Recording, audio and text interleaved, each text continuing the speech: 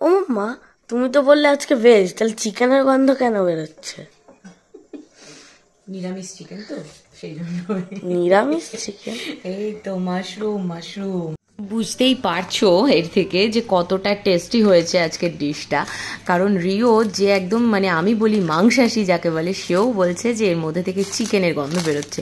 কিন্তু বিশ্বাস করো, ফুল রেসিপিটা দেখলে তোমরাও বুঝতে পারবে যেটা কিন্তু শুধুমাত্র মাশরুমেরই একটা রেসিপি। এই যে মাশরুম নিয়ে নিয়েছি এক প্যাকেট, এবার প্লাস্টিকটা খুলে নিয়ে সব মাশরুমগুলোকে বের করে নিচ্ছি। আর মাশরুমটা কিন্তু একদমই ফ্রেশ আছে, গতকালই বরমশাই নিয়ে এসেছিল, ফ্রিজে রেখে দিয়েছিলাম, এখন বার করেছি বানানোর জন্য। এই যে দেখো, তো আমি সবার প্রথমে উপর থেকে স্কিনটাকে একটু একটু করে তুলে ফেলে দিচ্ছি। পুরো ফেলার দরকার নেই, একটু একটু তুলে ফেললেই যথেষ্ট। এবার দুবার করে গরম জলে জল পাল্টিয়ে পাল্টিয়ে ভালোভাবে রগড়ে ধুয়ে নেব। এখানে দেখো 2 চামচ পরিমাণে ভাঙা কাজু, তার সঙ্গে বেশ কিছুটা মটরশুঁটি, হাফ পেঁয়াজ আর 2টো কাঁচা লঙ্কা নিয়েছি। গরম জল বসিয়ে দিয়েছিলাম, তার মধ্যে এগুলোকে ফুটতে দিয়ে দিলাম। এই ধরো মিনিট 3-4 জন্য হাই ফ্লেমে ফুটিয়ে নেওয়ার পরে দেখতে পাচ্ছ কীরকম হয়েছে। এইবার এটাকে জল থেকে ছেঁকে তুলে নিচ্ছি। একটা মিক্সির বাটিতে নিয়ে নিয়েছি, আর যতটা পরিমাণ মটরশুঁটি নিয়েছিলাম তার থেকে 2/3 এই যে রেখে দিয়েছি, এটা রান্নায় ইউজ করব। আর 1/3 আমি বাটার মধ্যে নিয়ে নিয়েছি। আর তার মধ্যে দেখো দিয়ে দিলাম বেশ কিছুটা রসুন, আর সেই সঙ্গে সঙ্গে আদা কুচি। এবার অল্প জল দিয়ে মিহি একটা পেস্ট বানিয়ে নিচ্ছি। অন্যদিকে ফ্রাইং প্যানের মধ্যে দিয়ে দিলাম 2 থেকে আড়াই চামচ পরিমাণে একটু সর্ষের তেল। হ্যাঁ, অবশ্যই রান্নাটা সর্ষের তেলে করো, বেশি ভালো লাগবে খেতে। এবার তাতে দিয়ে দিচ্ছি ওই যে বাকি অর্ধেকটা পেঁয়াজ ছিল, সেটাকেই মিহি করে কুচিয়ে নিয়েছিলাম সেটা। আর দিয়ে দিলাম একটা মিডিয়াম সাইজের টমেটো কুচি, দুটোকে একসঙ্গে একটু ভালো করে সাঁতলে নেব। পেঁয়াজ টমেটোটা একটু ভালোভাবে মজে গেলে তার মধ্যে বেটে রাখা মশলাটা দিয়ে দিলাম। এবার আরও একবার ভালো করে সাঁতলে নেব, তবে তার আগে একটু মিক্সির বাটি ধোয়া জল দিয়ে দিলাম। এটা না আমি আবার করেই থাকি, মানে এটা না করলে ভালো লাগে না, মনে হয় যেন মশলাটা নষ্ট হয়ে যাচ্ছে খানিকটা। তো দিয়ে দেখো ভালো করে সাঁতলে নিচ্ছি। মিডিয়াম টু হাই ফ্লেমেই কাজটা কিন্তু করতে হবে। এরপরে দিয়ে দিলাম স্বাদ মতো লবণ আর হাফ চামচ পরিমাণে হলুদ, 1 চামচ লঙ্কার গুঁড়ো। তোমরা যদি ঝাল কম খাও তাহলে অবশ্যই কম করে দিও।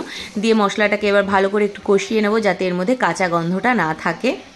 যখন মশলা থেকে এইভাবে তেল ছাড়তে শুরু করবে তখন আমি এর মধ্যে ধুয়ে রাখা মাশরুমটা দিয়ে দিচ্ছি। এই যে আমি কিন্তু মাশরুমগুলো আর কাটিনি, একদম গোটা গোটাই দিয়েছি, তোমরা চাইলে 2 টুকরো করে কেটেও দিতে পারো। এরপরে সেদ্ধ করে রাখা মটরশুঁটিটাও এর মধ্যে দিয়ে দিলাম।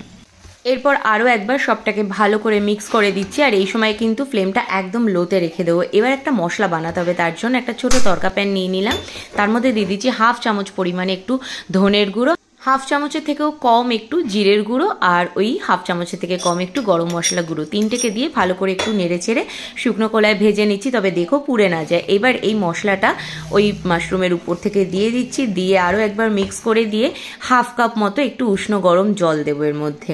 এরপরে ঢাকা দিয়ে মিনিট 15 জন্য মিডিয়াম ফ্লেমে একটু রান্না হতে দেবো।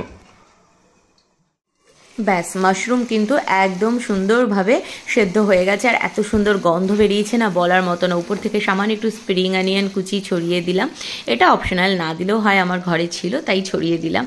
আর কালারটা দেখেছো একদম রেস্টুরেন্ট স্টাইল হয়েছে, কিন্তু আর শুধু কালার কেন, টেস্টটাও কিন্তু একদম রেস্টুরেন্টের মাশরুমের মতোই হয়েছে। ও যা, দেখো পুরো রান্না কমপ্লিট হয়ে গেল, তোমাদের সাথে তো নামটাই শেয়ার করা হয়নি। হ্যাঁ, এটা হলো মাটার মাশরুম। উপর থেকে গার্নিশ করার জন্য একটুখানি বাটার দিয়ে দিলাম। ব্যাস, এবার রুটি পরোটা যে কোনো জিনিসের সাথে সার্ভ করতে পারো, তবে আমি রেকমেন্ড করব যে রুটির আইটেম যেগুলো, রুটি পরোটা রয়েছে, রুমালি রুটি রয়েছে, তন্দুরি রুটি রয়েছে, এইরকম জিনিসের সাথেই কিন্তু সার্ভ করো, ভাতের সাথে অতটা ভালো লাগবে না। রান্নাটা কেমন লাগলো জানাতে ভুলো না কিন্তু। চলো টাটা।